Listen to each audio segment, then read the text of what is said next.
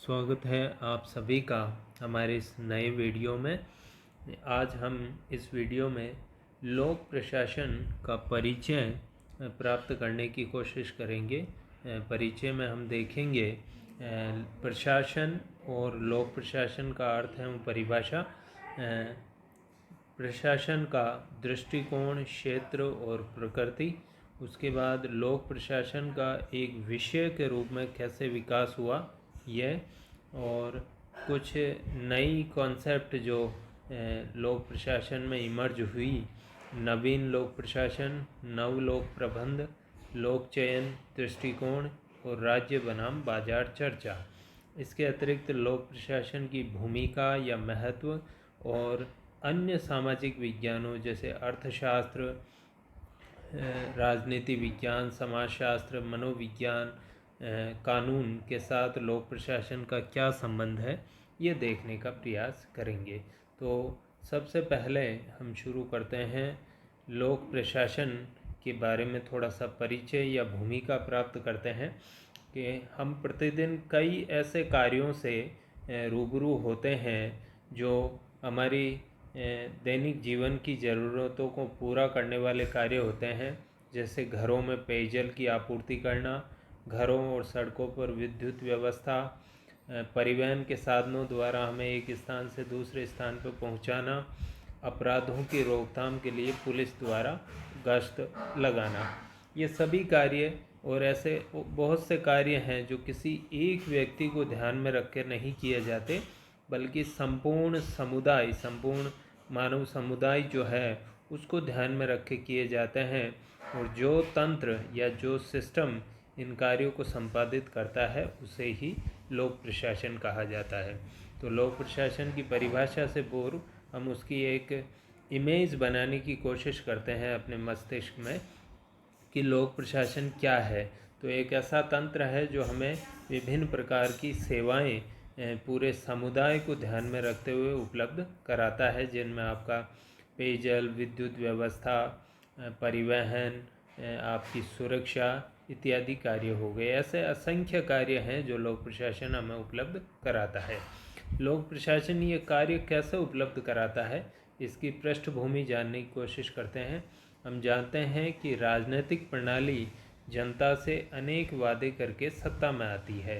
हर 5 साल या 4 साल पे चुनाव होते हैं और उन चुनावों में राजनीतिक दल वोट प्राप्त करने के लिए जनता से विभिन्न वादे करते हैं। ये विभिन्न वादे कौन से हैं? इनमें शिक्षा का, स्वास्थ्य, रोजगार, पेयजल, परिवहन, विद्युत, कानून व्यवस्था और आमजन की सुरक्षा इत्यादि वादे करते हैं राजनीतिक दल। और राजनीतिक दल फिर चुनाव जीत जाते हैं। चुनाव जीतने के बाद सरकार का गठन करते हैं। तो देखिए, राजनीतिक सत्ता अपने कार्यों और वादों को पूरा करने के लिए जिस प्रशासनिक मशीनरी का गठन करती है उसी संगठन को लोक प्रशासन कहा जाता है। तो ये कुछ हद तक क्लियर हो जाएगा कि राजनीतिक सत्ता चुनावों में अपने द्वारा किए गए वादों को पूरा करने के लिए उसे एक मशीनरी या एक संगठन की आवश्यकता पड़ती है, और उस संगठन या तंत्र या मशीनरी या व्यवस्था को हम लोक प्रशासन कह सकते हैं। इस प्रकार राजनीतिक नेतृत्व लोक प्रशासन का चारित्रिक लक्षण है। इसका मतलब ये हुआ कि लोक प्रशासन के ऊपर राजनीति विद्यमान है, और लोक प्रशासन हम तभी कहेंगे जब उसका राजनीतिक नेतृत्व उसे प्राप्त हो रहा हो, यानी उसको जो नेतृत्व देने वाला संगठन है वो राजनीतिक होना चाहिए। यही लोक प्रशासन को लोक अर्थात सरकार का अर्थ प्रदान करता है। ये ध्यान रखने योग्य है कि लोक प्रशासन में लोक का आशय सरकार होता है, न कि जनता। हालांकि लोक का इंग्लिश ट्रांसलेशन पब्लिक होता है, जिसे हम जनता कहते हैं, लेकिन जब हम लोक प्रशासन विषय की बात करते हैं तो वहाँ लोक बराबर होता है सरकार।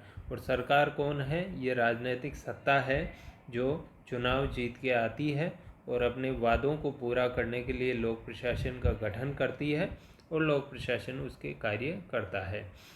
उल्लेखनीय है कि प्रशासन द्वारा अपने कार्य करते समय किसी विशेष व्यक्ति को नहीं, बल्कि संपूर्ण जनता को ध्यान में रखा जाता है। ये हम ऊपर देख चुके हैं, एक व्यक्ति विशेष के लिए नहीं बल्कि संपूर्ण समुदाय के लिए लोक प्रशासन कार्य करता है। तो इसका मतलब ये हुआ कि लोक प्रशासन सार्वजनिक कार्य करता है, यानी जो सभी लोगों के हित या इंटरेस्ट के कार्य हैं वो लोक प्रशासन करता है। इसलिए लोक प्रशासन का चरित्र सार्वजनिक चरित्र माना जाएगा।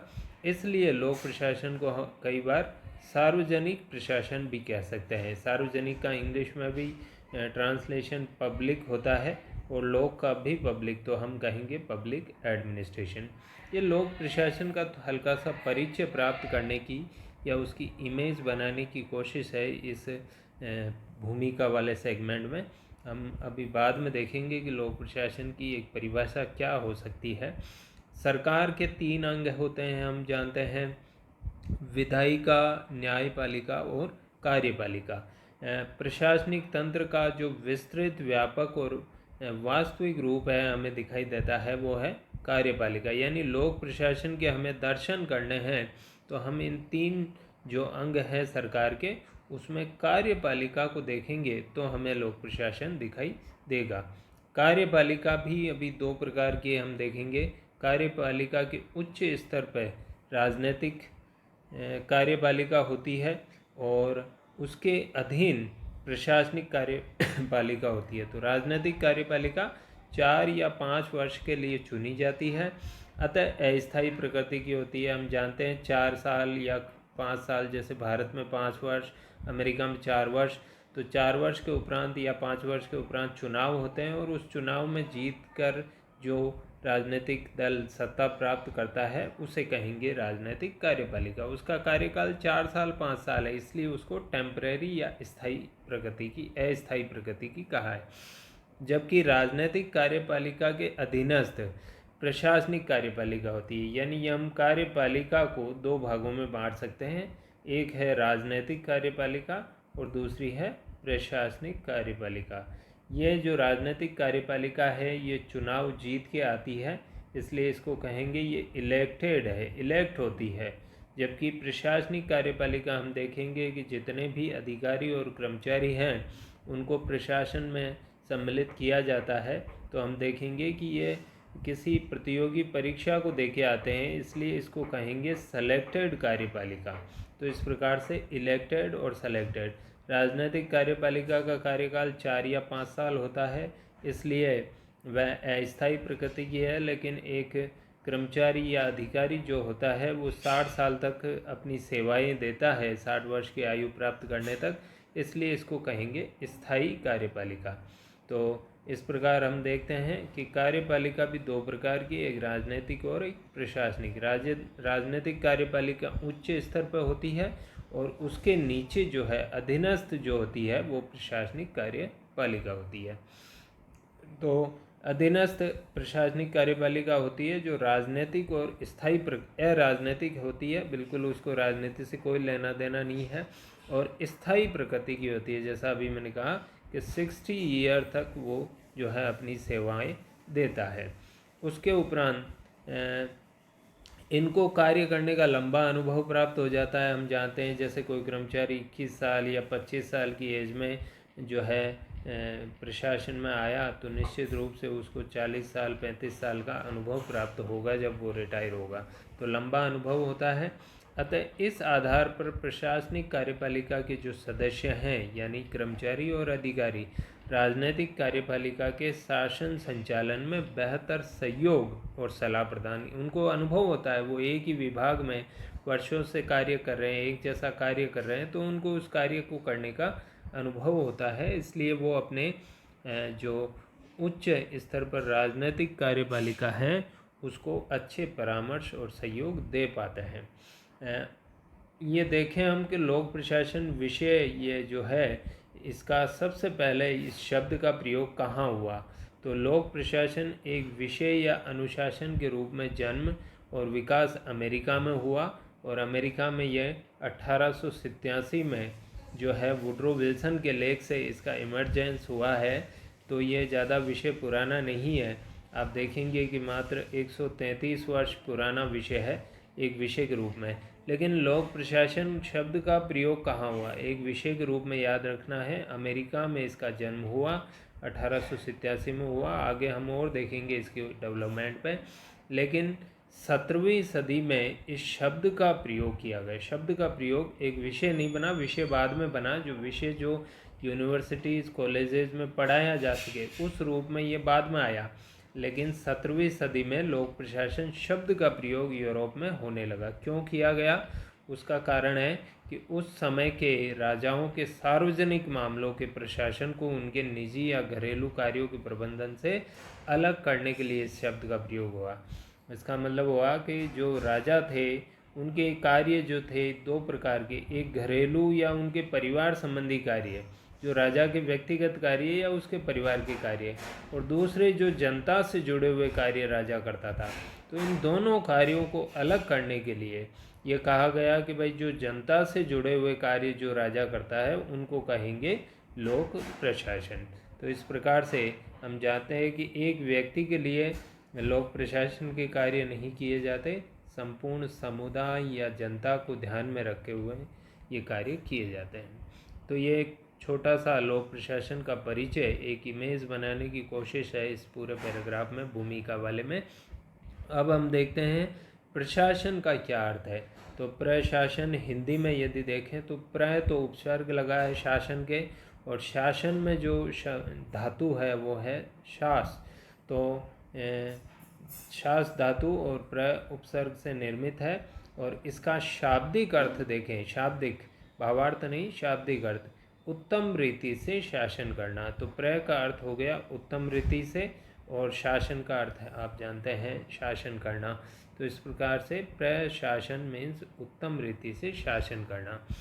हिंदी में ये शब्द आया है संस्कृत से। तो संस्कृत में प्रशासन को जो मूल शब्द है वो है प्रशास्ता। प्रशास्ता कौन हुआ, प्रशास्ता का आशय है कि वैदिक काल में जो यज्ञ होते थे उनका मुख्य पुजारी प्रशास्ता कहलाता था। इस मुख्य पुजारी का कार्य था कि जो दूसरे अधीनस्थ पुजारी हैं, एक मुख्य पुजारी हुआ और उसके अधीन बहुत से अधीनस्थ पुजारी हैं, तो यज्ञ करते समय ये मुख्य पुजारी अधीनस्थ पुजारियों को निर्देश प्रदान करता था। तो आप एक चीज़ देख सकते हैं इसमें कि कहीं न कहीं प्रशासन का आशय है कि आप अपने अधीनस्थों को निर्देशन प्रदान करें, उन्हें निर्देश दें कि उन्हें क्या करना है, कब करना है, किस प्रकार करना है, किन साधनों के उपयोग से करना है। तो ये प्रशासन का एक छोटा सा अर्थ आप यहाँ समझ सकते हैं। अंग्रेजी भाषा में ज़रा देखें कैसे बना है। अंग्रेजी भाषा में एडमिनिस्ट्रेशन कहते हैं इसको, और एडमिनिस्ट्रेशन का शब्द लैटिन भाषा के एड और मिनिस्ट्रेयर, ये लैटिन भाषा जो है उसके शब्द हैं। अंग्रेजी का भी उद्गम लैटिन भाषा और ग्रीक भाषा से हुआ है। तो लैटिन भाषा मूल भाषा है जिसमें एडमिनिस्ट्रेशन को एड और मिनिस्ट्रेयर दो शब्दों से बना है, और जिसके क्या क्या अर्थ हैं यह भी शाब्दिक अर्थ है। कार्य करवाना यानी दूसरे लोगों से काम करवाना, कार्यों की व्यवस्था करना, ये देखना कि कार्य हो रहे हैं नहीं हो रहे हैं, कितना हुआ है कितना नहीं हुआ ये देखना, लुक आफ्टर करना, और लोगों की देखभाल करना। लोग कौन से, जो कार्य कर रहे हैं उनके ऊपर नज़र बनाए रखना कि वो कार्य कर रहे हैं, सही कर रहे हैं या नहीं कर रहे हैं। तो इस प्रकार से प्रशासन का लैटिन भाषा से हमने हिंदी अनुवाद किया। तो एडमिनिस्ट्रेयर, एडमिनिस्ट्रेयर दो शब्दों से मिलके बना है। और आगे देखते हैं हम कि वास्तव में अब इतनी चीज़ें जानने के बाद कि निर्देश देना, लोगों से कार्य करवाना, कार्यों की व्यवस्था करना, एक प्रशासन का क्या अर्थ निकलेगा। तो ये देखिए, एक सामान्य उद्देश्य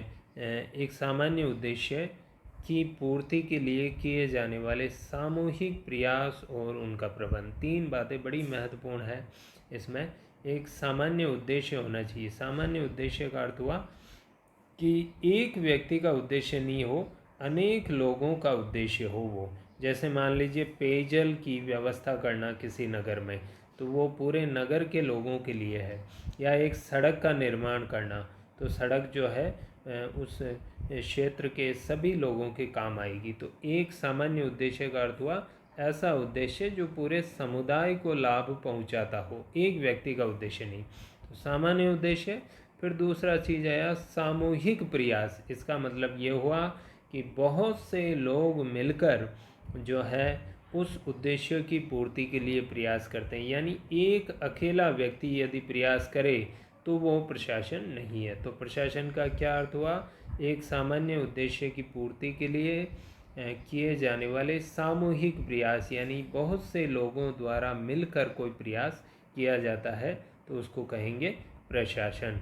और उनका प्रबंध का क्या अर्थ है ये अभी हम देखेंगे आगे जब हम प्रबंध प्रशासन का अंतर करेंगे। फिलहाल आप इसको याद रखें कि सामान्य उद्देश्य की पूर्ति के लिए किए जाने वाले सामूहिक प्रयास और उनका प्रबंध। तो प्रयास किया जा रहा है और प्रयास का प्रबंध का अर्थ हुआ कि आप इसे यूँ समझिए कि प्रबंध का अर्थ है दूसरों को निर्देश देना, यानी निर्देशन देना, उनके कार्यों में समन्वय करना, कोऑर्डिनेट करना, एक संगठन का निर्माण करना, यानी मशीन और व्यक्तियों को मिला के एक संरचना या स्ट्रक्चर बनाना, और नियंत्रण करना, और उससे पहला आता है एक योजना या प्लान बनाना।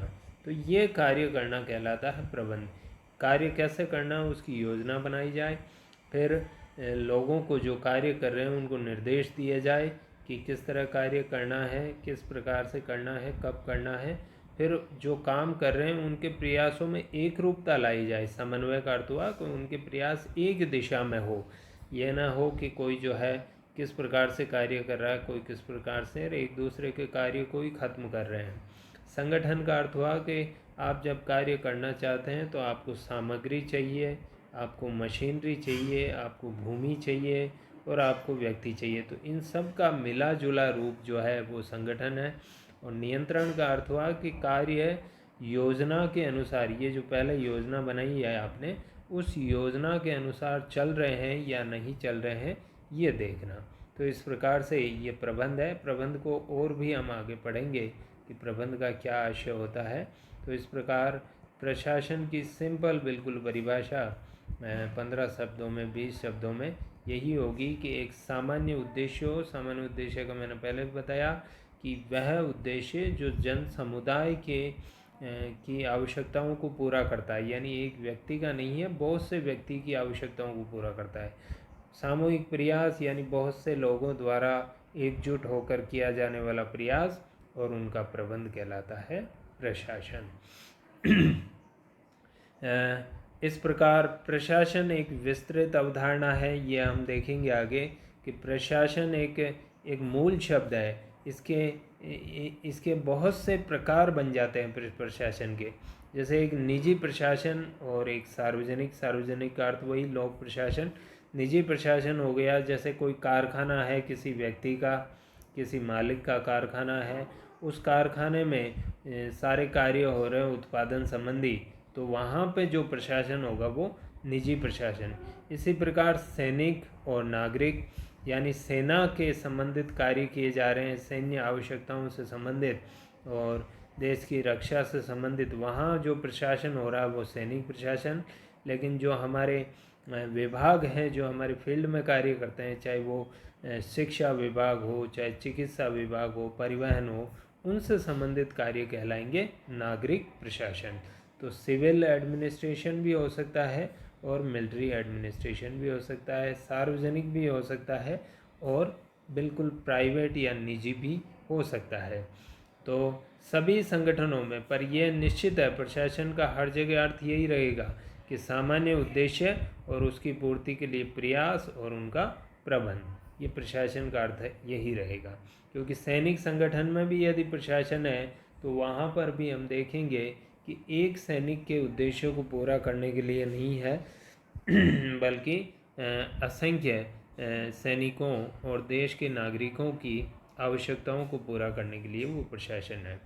अभी हमने जो प्रशासन की विशेष परिभाषा देखी या अर्थ देखा, उसमें 2-3 चीज़ें हमें दिखाई दी, सामान्य उद्देश्य और सामूहिक प्रयास।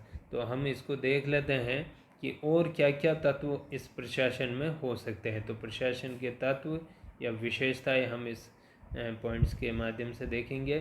तो पहला तो है एक निश्चित उद्देश्य होना चाहिए जिसकी प्राप्ति के लिए प्रशासनिक क्रियाओं का संपादन किया जाता है। तो उद्देश्य होना जरूरी है, बिना उद्देश्य के यदि आप कोई क्रिया करते हैं तो वहाँ पर प्रशासन नहीं है, ये ध्यान रखना। दूसरा है प्रशासन एक सामूहिक प्रयास या सामूहिक गतिविधि है, ये हम देख चुके हैं। एकल व्यक्ति कोई प्रयास करता है तो उसे प्रशासन नहीं कहेंगे, यानी प्रशासन तब विद्यमान होगा जब एक से अधिक व्यक्ति, बहुत से व्यक्ति मिलके किसी उद्देश्य को पूरा करने के लिए सामूहिक प्रयास करते हैं। प्रशासन का एक सामान्य उद्देश्य होता है। सामान्य उद्देश्य का अभी मैंने बताया कि जो आम जनता से जुड़ा हुआ हो, यानी बहुत से लोगों से जुड़ा हुआ हो। और ये और ख़ास बात है कि उसमें कार्यरत व्यक्तियों के उद्देश्य से भिन्न होता है। ये समझिए कि जैसे मान लीजिए चिकित्सा विभाग है, तो चिकित्सा विभाग में जितने व्यक्ति कार्य कर रहे हैं वो सभी कार्य कर रहे हैं वेतन के लिए, वेतन प्राप्त करना चाहते हैं, उनका उद्देश्य वेतन प्राप्त करना है। लेकिन जो वो कार्य कर रहे हैं यानी चिकित्सा या स्वास्थ्य उपलब्ध कराना, वो जनता का उद्देश्य है स्वस्थ रहना। तो ये स्वस्थ जनता को स्वस्थ रखना, जनता को बीमारियों से दूर रखना, बीमारियां ठीक करना, ये तो हुआ सामान्य उद्देश्य।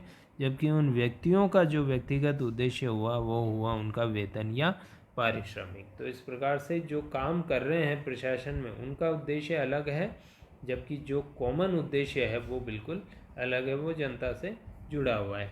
सामान्य उद्देश्य की प्राप्ति के लिए में संलग्न व्यक्तियों के मध्य परस्पर सहयोग की भावना विद्यमान होनी चाहिए, ये बड़ा महत्वपूर्ण है। यदि सहयोग नहीं होगा तो फिर वो जो है प्रशासन वहाँ विद्यमान नहीं हो पाएगा। तो इस प्रकार हम देख सकते हैं कि सहयोग अति महत्वपूर्ण है उन व्यक्तियों में। सहयोग के बिना वो एक दूसरे के कार्य को जो है नल कर देंगे, यानी शून्य कर देंगे। उदाहरण के रूप में मान लीजिए किसी सड़क पर एक पत्थर पड़ा है, उस पत्थर को हटाना है, एक व्यक्ति से हटता नहीं है, दो व्यक्तियों को हटाना है।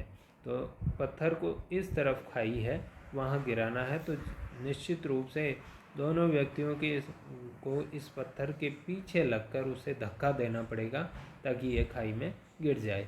लेकिन यदि एक व्यक्ति इस तरफ से धक्का दे, एक व्यक्ति इस तरफ से धक्का दे, दोनों कार्य कर रहे हैं लेकिन दोनों के कार्य में परस्पर सहयोग नहीं है, इस वजह से वो पत्थर हटेगा नहीं, वहाँ का वहाँ ही विद्यमान रहेगा।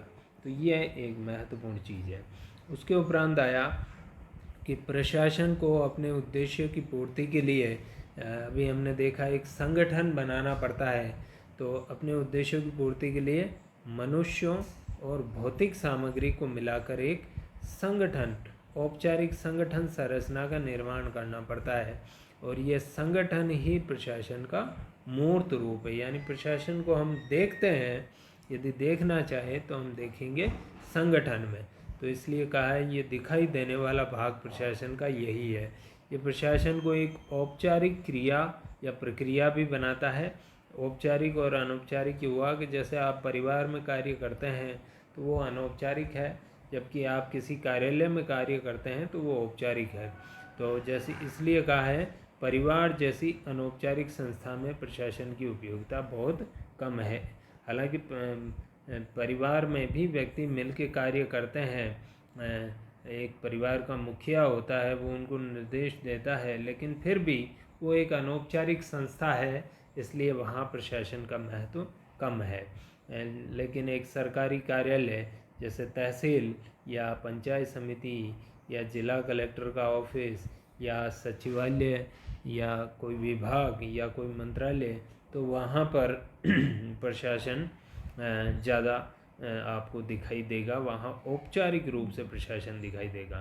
प्रशासन में संलग्न व्यक्तियों के पास अपने दायित्वों को पूरा करने के लिए पर्याप्त अधिकार भी होते हैं। ये बड़ी महत्वपूर्ण चीज़ है कि जो व्यक्ति कार्य कर रहा है, कार्य करना उसका दायित्व है, लेकिन उस कार्य को करने के लिए उसे अधिकार भी प्राप्त होने चाहिए। तो ये प्रशासन में ज़रूरी है कि जितना आपको कार्य दिया गया है उतने ही आपके अधिकार होने चाहिए।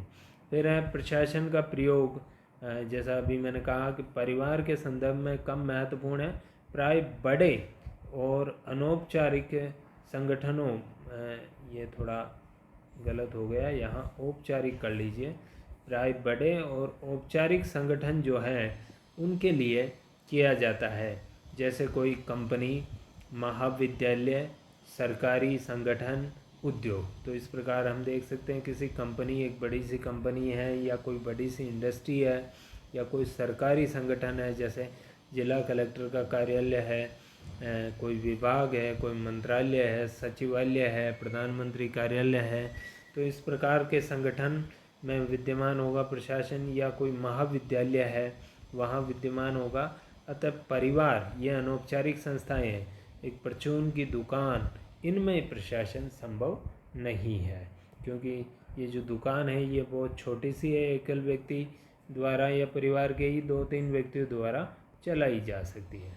इस प्रकार से हमने देखा कि प्रशासन के बहुत से तत्व हैं जो बड़े महत्वपूर्ण तत्व हैं, और इनको हमें ध्यान में रखना है कि प्रशासन की परिभाषा महत्वपूर्ण है कि सामूहिक प्रयास है, किस लिए? एक सामान्य उद्देश्य की प्राप्ति के लिए।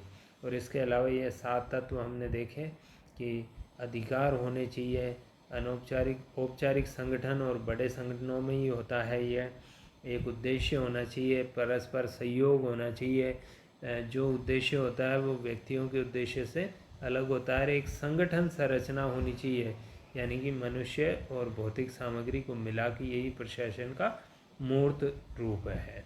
तो इस प्रकार से इस वीडियो में हम इतना ही लेंगे। अगले वीडियो में देखेंगे कुछ अंतर, प्रशासन, प्रबंध और संगठन में अंतर और कुछ अन्य चीज़ें। तब तक के लिए आप सभी का धन्यवाद।